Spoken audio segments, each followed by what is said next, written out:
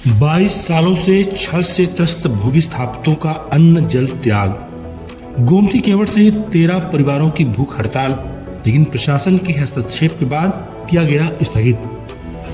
बुधवार को एससीएल कुसमुंडा परियोजना के भूविस्थापित परिवारों का 22 वर्षों का धैर्य जवाब दे गया, जिसके परिणाम स्वरूप गोमती केवट सहित 13 भूविस्थापित परिवारों ने कुसमुंडा महाप्रबंधक कार्यालय के समक्ष अनिश्चितकालीन भूख हड़ताल शुरू कर दी थी।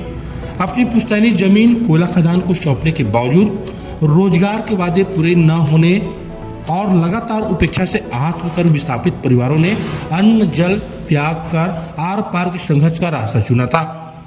भूख हड़ताल का कारण विस्थापितों का स्पष्ट आरोप है कि एससीएल कुसमुंडा प्रबंधन 22 सालों से उन्हें झूठे आश्वासन दे रहा है और रोजगार के पुराने एवं वैध प्रकरणों को जानबूझकर लंबित रखा गया है।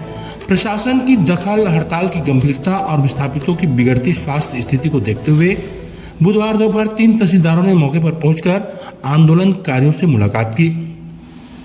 हड़ताल का स्थगन प्रशासनिक अधिकारियों ने भूस्थापित परिवारों को रोजगार की समस्या का त्वरित और स्थायी हल निकालने का ठोस आश्वासन दिया, जिसके बाद गोमती केवट एवं अन्य 13 विस्थापित परिवारों ने अपनी भूख हड़ताल को अस्थायी रूप से स्थगित किया है।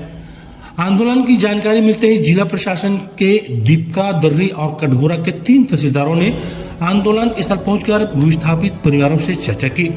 उन्होंने कहा कि जन्म प्रमाण पत्र तकनीकी दिक्कत आ रही है, उसे प्रमाण पत्र प्रस्तुत दुरुस्त किया जाए अथवा किसी अन्य का नाम प्रस्तावित किया जाए ताकि प्रक्रिया आगे बढ़ाई जा सके।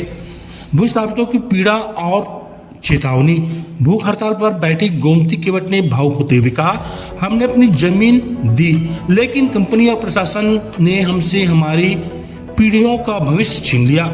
22 साल तक लंबा समय होता है, अब हमारे संघर्ष के अलावा कोई रास्ता नहीं बचा है। एससीएल प्रबंधन की उदासीनता हमें इस कठोर कदम के लिए विवश कर रही है। भूस्थापित परिवारों ने स्पष्ट किया है कि यदि प्रशासन और एससीएल प्रबंधन अपने दिए गए आश्वासन को निश्चित समय सीमा के भीतर पूरा नहीं करती है तो वे एक बार फिर उग्र आंदोलन और अनिश्चितकालीन भूख हड़ताल शुरू करने को मजबूर हो जाएंगे, जिसकी पूरी जिम्मेदारी एससीएल प्रबंधन, कुसमुंडा और जिला प्रशासन की होगी।